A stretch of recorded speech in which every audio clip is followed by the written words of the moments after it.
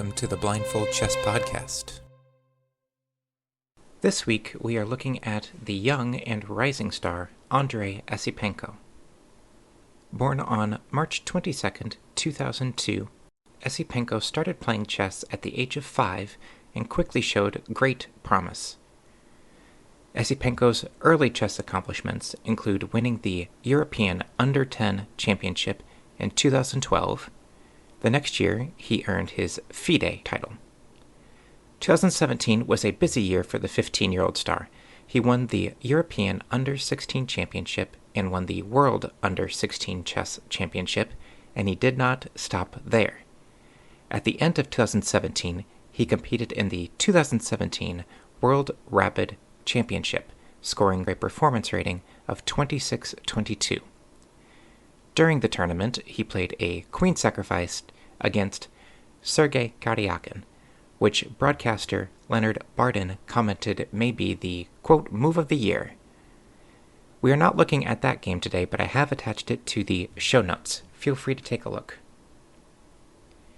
Fast forwarding to 2020, he finished in a tie for first in the Gibraltar Masters tournament with an incredible performance rating of 28.09, but eventually was eliminated in a four-way playoff to the eventual winner, David Bavarian. Kicking off 2021 with a bang, in January, the then 18-year-old Esipenko competed in the Tata Steel Masters tournament. In round 8, he defeated the then world champion, Magnus Carlsen, in their first game in a classic time control. Esipenko chose an aggressive line of the Sicilian and caught Carlsen in an awkward bind. After a long grind, Magnus resigned. I remember watching the game live, and it was hard not to feel happy for Esipenko as his smile and his sigh of relief came through after Carlsen's resignation. He later commented that that was one of the happiest days of his life. I've left a link to that particular moment in the show notes. It is really hard not to feel emotional about chess after watching and experiencing moments like that. This was Carlsen's first loss to a teenager in classic time controls since 2011, and his first loss to a sub-2700 player since 2015. Outside of chess, in 2022, Esipenko made a statement with 43 other Russian chess players by signing an open letter to the Russian President Vladimir Putin protesting the 2022 Russian invasion of Ukraine, as well as expressing solidarity with the Ukrainian people.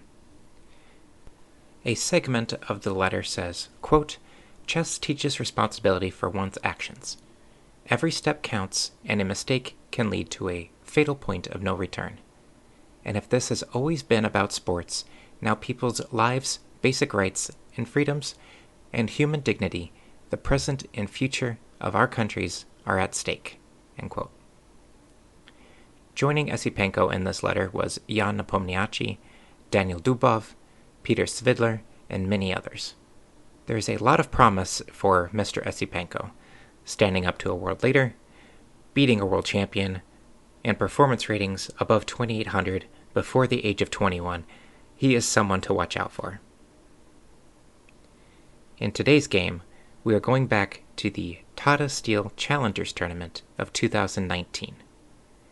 Andrey Esipenko versus Dinara Saduakassova.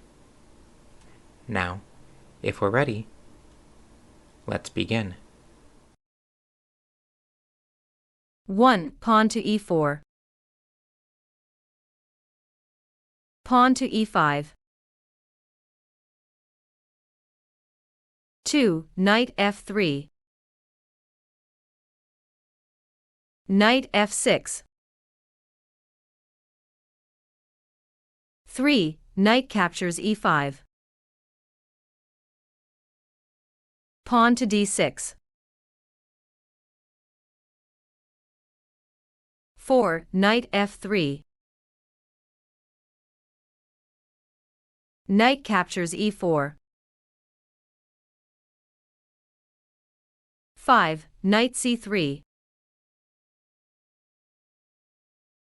Knight captures c3. 6. Pawn d captures c3. Bishop e7. 7. Bishop e3. Knight d7.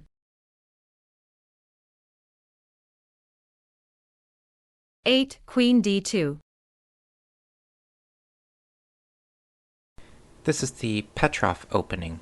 It had a reputation of being quite a drawish opening, but people like Fabiano Caruana, when he played it in the World Championship, has started to bring it back and put some new fire into the opening.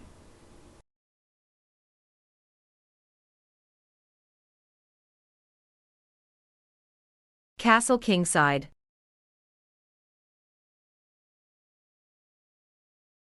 9. Castle queenside. Pawn to c6.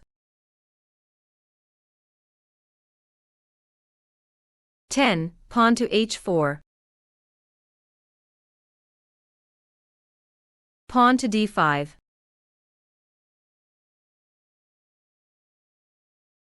11. King b1. Rook e8.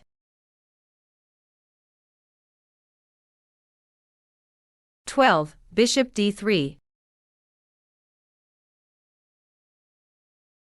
Knight c5.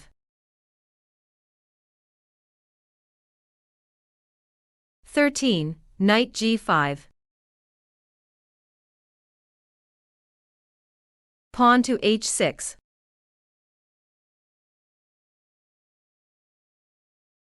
14. Bishop h7 check. King f8.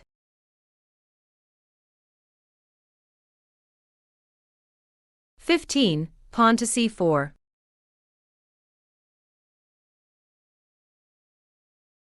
Can you see the tactical trap that Andrey is setting up if black were to play pawn on d5 captures on c4?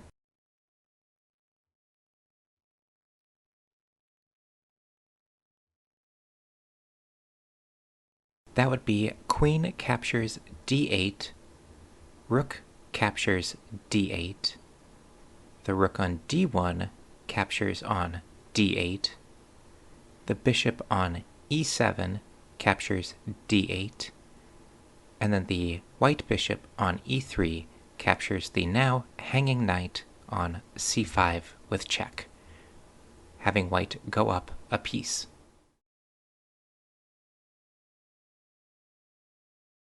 Knight f4.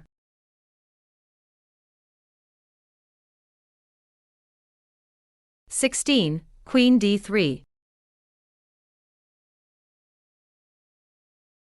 Queen d6.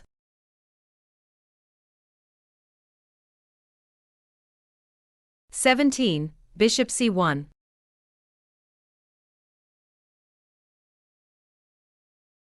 One of white's pieces are currently en prise. Which one is it? That would be the knight on g5 attacked by the pawn on h6. White has left it there for about 3 moves now. What could white be planning with that?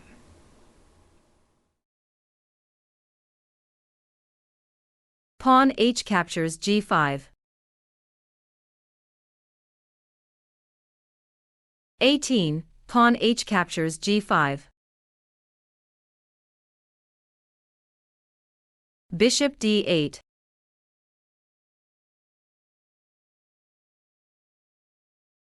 19. Pawn c captures d5. Pawn c captures d5.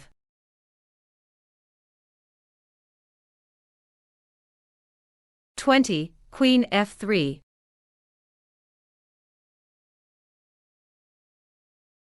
Bishop e6.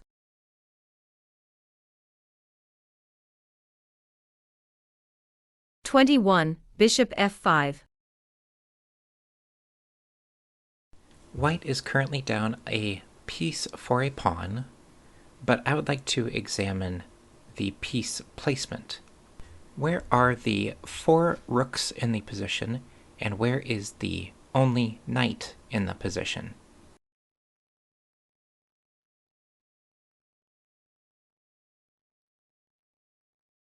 Black has a rook on a8, which is hemmed in by Black's dark square bishop, a rook on e8 that is severely trapped by his own pieces, and then the knight on a4, which is on the edge of the board with nothing going on around it. White has a rook on h1 on a completely open file, and then a rook on d1 that is ready to swing into the action to e1. So White's minor pieces are completely dominating Black's pieces.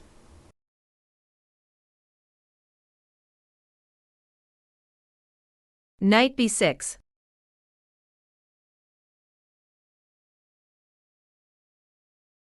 (22) Rook d to e1.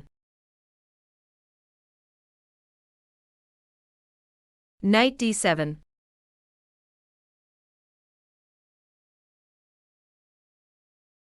(23) Rook h8 check. King e7.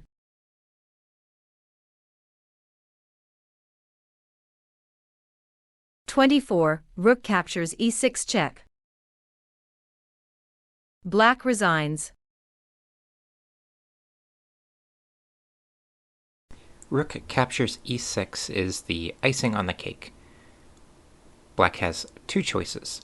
Queen captures e6, which loses the black queen, or pawn f7 captures e6, which will result in mate in a few moves after.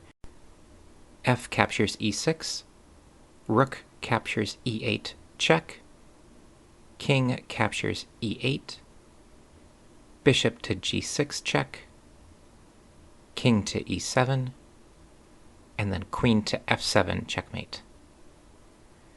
So Andrey completely destroyed his opponent in the Challengers tournament. 2 years later, at the same tournament, he would be defeating the world champion. Now let's see what he does in a couple more years' time.